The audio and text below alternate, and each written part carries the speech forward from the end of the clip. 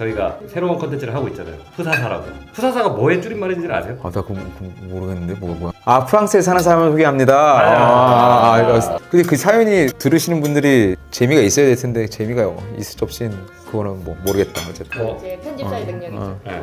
형님 사는 얘기를 들어본 적은 없는 것 같아요. 오늘 뭐 이 영상을 핑계로 얘기가 좀 듣고 싶었던 건데 친해지길 바래요. 친해지길 바래. 20대 처음에 알바를 했을 때 어린 생각에 뭔가 폼난 데서 하고 싶었어.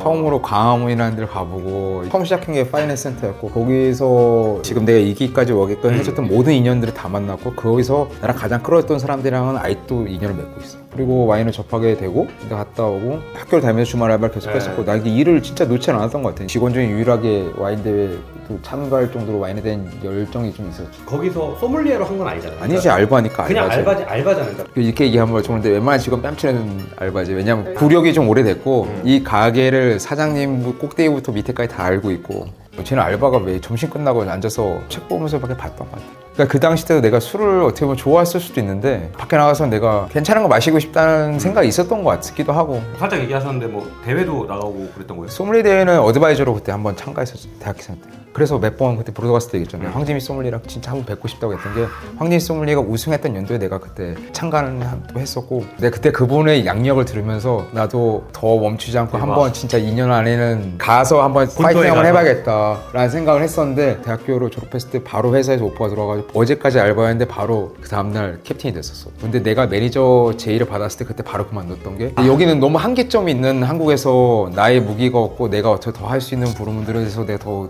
다가가지 못하면 내 꿈을 진짜 늦었지만 가야겠다고 해서 30살에 오게 된 거지. 30살 2월에 결혼을 하고 바로 왔지. 우리에게 맞춘 결혼이었지. 이거는 얘기를 한번 해줘야 되는 게 결정을 딱 했을 때 우리가 연애한 지 2년 넘었으니까 얘기를 했지. 2년만 기다려달라. 이미 그때부터 내 플랜은 다 정해져 있었어. 그때 당시 때 생각에는 혼자 와서 1년 와 2, 3년 안에 무조건 올 수 있다. 그리고 와가지고 결혼해서 살자. 근데 지금의 와이프가 선술집에서 갈 거면 혼자 가고 혼자 갈 거면 그냥 안녕하고 가고. 와이프도 되게 큰 공무원이었어. 대기업 강사도 뛰고 진짜 어떻게 보면 되게 수재였는데 나 생각 많이 해줘 이렇게 얘기하는 거 보고 내가 혼자 결정할 게 아니라 부모님 얘기를 해봤는데 부모님이 또 아이러니하시게 아들보다는 또 예비 며느리를 더 믿으셨는지 무조건 같이 가는 거를 추천하셔가지고 혼자 가면 넌 안 돼. 같이 가라라고 해서 오다 보니까 지금 이런 한국에서 결혼을 하고 바로 온 거지. 바로 온 거죠. 일주일 만에. 일주일 뒤가 비행기표를 끊고. 거의 신혼여행인데. 그게 신혼여행지가 뉴욕이었어요. 그래서 지금 와이프가 얘기하는 게 거기에 맞춰서 했다는 게 맞는 얘기긴 해. 우리는 여기서 신혼생활을 보낼 줄 알았는데 내 공부를 하면서 가족생활이 몇 개월 만에 올 줄은 진짜 상상을 못 했었지. 아이들 두 명이 태어났고 애도 키우고 뭐 여기서 좀 정착을 한 다음에 그 다음에 간 거잖아요. 혼자 간 거예요. 혼자 가지. 그러니까 리옹에 계시고 나는 저- 아이들과 여기 있고. 그때 생활을 얘기해주면은 금요일날 저녁에 수업이 끝나고 와 근데 수업이 끝났을 때 교수님한테 내가 진짜 미안한데 20분만 일찍 가도 되냐. 왜냐하면 20분 일찍 안 나가면은 1시간이 늦어. 기차 때문에. 기차. 근데 왜 그러냐면은 내가 그 전까지 계속 알바를 했었다고 했잖아. 프랑스 레스토랑 뭐 그 일본 레스토랑 한국 레스토랑 하는데 그때 당시 때 내가 8시에 도착만 해주면 금요일 저녁 일하고 토요일날 풀로 일하고 일요일날 저녁에 가는 거야. 애 볼 시간 없는 거네요. 없었지. 카메라를 이쪽으로 돌려야 될 것 같아. 그러니까 진짜 아 진짜로 얘기하다 눈물 한번 진짜로 와이프가 다 했어. 진짜 너무 대단하신 게 그러면은 그냥 그 현실에 맞춰서 살 수도 있는 건데 그치 원래 이제 하시려는 걸 이제 이어나가는 근데 왜 그랬냐면 왔던 이유가 있으니까. 어쨌든 30대 초반에 와인 학교를 들어간 거죠. 많이 늦게 들어왔죠 어쨌든. 형 저 36살에 들어갔어요. 혹시 그때 기억 남는 에피소드나 그런 게 있어요? 그러니까 프로그램이 어떻게 되냐면은 그 해지용을 여행을 가 일주일 동안 그 도매를 돌아다니면서 하고 그리고 바로 다음 주에 와가지고 바로 시험을 치는 거야. 그 여행할 동안은 애들 다 즐거운데 돌아오는 버스 안에서 다들 아씨 공부할 생각하니까 다들 짜증나는 거야. 그러니까 현장 학습하고 바로 시험 보는 거야. 그 다음 주에 바로 보니까 주말이 없이 그냥 바로 하는 거야. 공부해야 되네. 그거를 점수판을 바로 붙였었어. 그 엄청난 스트레스였지. 근데 여기 와서 이걸 해야 돼. 엄청난 그치. 자극제였고 모티베이션. 그 소그룹이 우리 한 7, 8명 있었는데 그 친구들이 진짜 되게 열려 있었고 예를 들어 도맨 일주일에 한 번씩 한번 방문하는 케이스도 있었고 즐겁게 했어. 지금 생각하면 나는 그냥 운이 좋았던 것 같아. 기분이 좋았던 거는 마지막 시험까지 해서 디플롬도 따고 디플롬 딱 집에 날라오고 솔직하게 얘기하면 디플롬에 대한 자부심도 조금 있어. 근데 그거 하고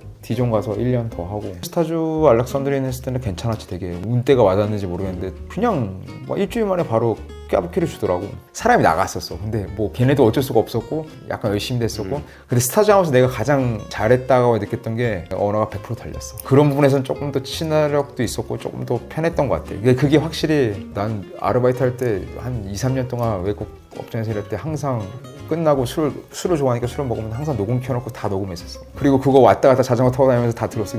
그래서 얘네들이 어떤 말을 하는지 계속 익혔지. 분명히 한국에도 프랑스 유학을 꿈꾸는 이제 소믈리에 꿈나무들이 있을 거거든요. 많지 요즘에. 어떤 거를 좀 준비하면 더 좋을 것 같으세요? 저는 무조건 언어. 모든 직업군을 떠나서 무조건 언어를 하고 오시면은 언어가 되면은 무조건 잘 될 게 아니라 내 시간을 아끼면서 내 에너지를 아끼고 내 체력을 아끼거든. 그럼 내 체력을 아끼고 내 에너지를 아끼면은 그 체력과 에너지를 이상한 데 쏟는 거보다 다른데? 내가 하고 싶은 거에 대해서 쏟을 수가 있는 거야. 뭐 지금 여담인데 처음에 우리가 내가 택시 타가지고 불어하는 거 딱 듣자마자 아우 사기 결혼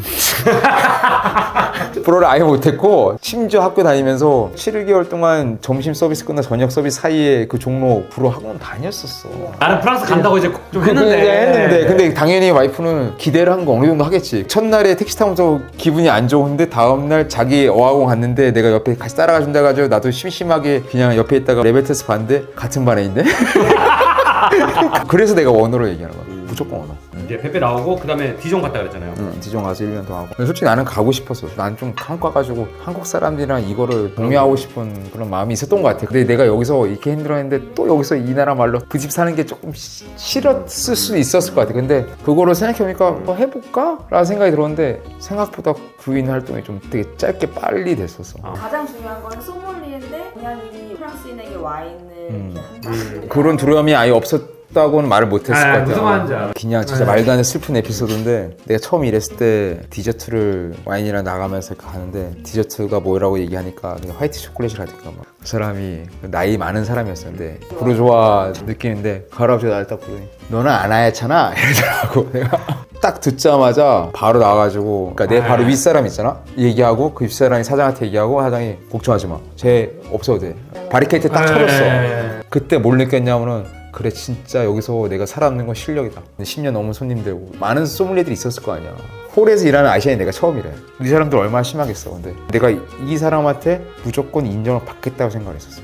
한국인이 외국인 와서 내가 봤을 때는 조금만 열정만 노력만 있으면 무조건 성공할 수 있다고 내가 느끼는 거는 메모화가 달라. 저번 주에 너 이거 마셨고 그러니까 내가 봤을 때는 이번 주에 너 이런 스타일이니까 나는 이번 주에 이거 추천한다. 근데 이 부분이 얘네들이 와 이렇게 할 때 피떡 메모화 장난 아니야.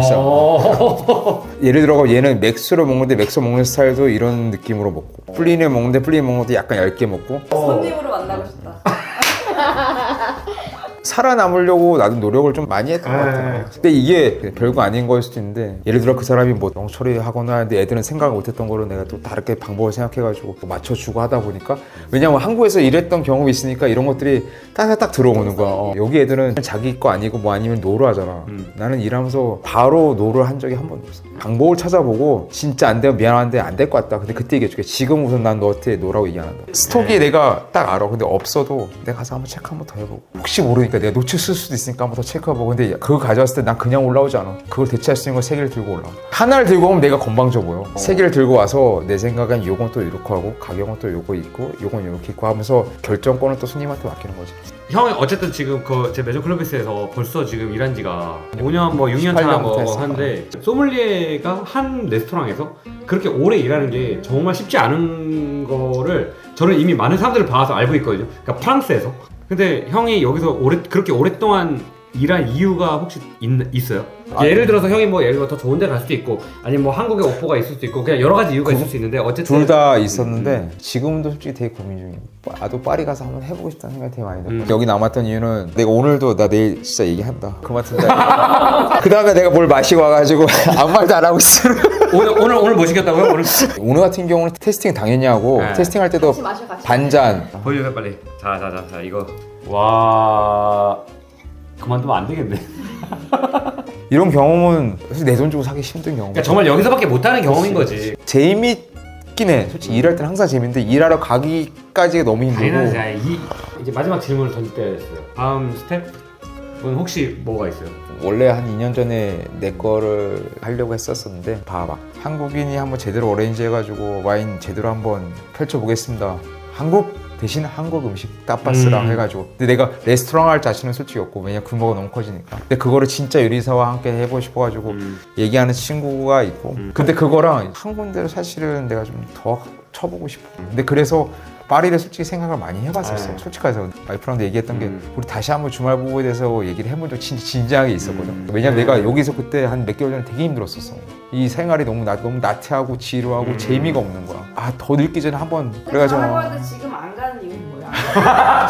여기서 만약에 프랑스에서 계속 오래 있을 수 있다고 하면은 그냥 이데알적으로 생각하는 가장 큰 거는 리옹 근처에서 진짜 대단한 사람들이 되게 많아. 미술, 건축, 뭐 요리, 음식 어쨌든 공간이 필요한 거니까 연결시키면 엄청나게 연결할 수 있는 곳이 지금- 많다. 리옹을 되게 오랫동안 있어가지고 리옹이란 도시가 한국인 처음에 별을 단 셰프, 한국인 소믈리에가 있었던데 지금 또 사부아에서 하고 있는 친구도 있고 투스타 셰프도 있었고 투스타 셰프도 있었고 이런 바탕이 있으니까 저력이 있는 도시라고 생각하고 기운이 있지 않나. 왜냐면 우리 각자는 개별적으로 움직였잖아. 다음 세대들이 왔을 때 우리가 저변을 맞춰가지고 내가 항상 아까 일본 와인 먹으면서도 눈물을 흘렸다는 게 부르고뉴 가서 일본 커뮤니티가 있고 파리 가면 더 있을 있어요. 테고. 근데 그런 부분에서 우리가 할 수 있는 부분도 있지 않을까 싶은 생각이 들어. 하나의 단추를 놓을 수 있다고 하면 엄청 영광스럽지 진짜. 근데 그게 우리 자식들이 될 수도 있는 거니까. 그렇죠. 맞아요. 거기서 우리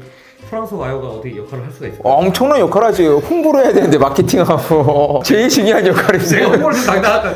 근데 어쨌든 형님 딱 얘기 듣는데 뭔가 저한테도 좀 울림이 있는 것 같아요. 내가 잘 되고 막 이런 것도 중요하지만 프랑스에 살고 있는 한국 사람들이 좀 잘 해가지고 같이 시너지 해가지고 좀 한국도 많이 알리면서 우리의 또 자부심도 알리고 그러면은 또 좋지 않을까. 내가 혼자 잘하는 거는 나는 내가 생각할 때 한계가 분명히 있어. 같이 할 수 있는 거를 찾다 보면은 좀 좋지 않을까. 근데 나도 그냥 꿈만 꾸는 거야. 지금은 전혀 그런 거야. 근데 그 꿈에 다가갈 수 있도록 서로 니즈가 맞는 사람들끼리 또 만나고 서로 의견이 다르더라도 같이 해볼 수 있겠다는 그게 있으면 좀 할 수 있는 부분이지. 진짜 파이팅 하시죠. 네, 짠하시죠.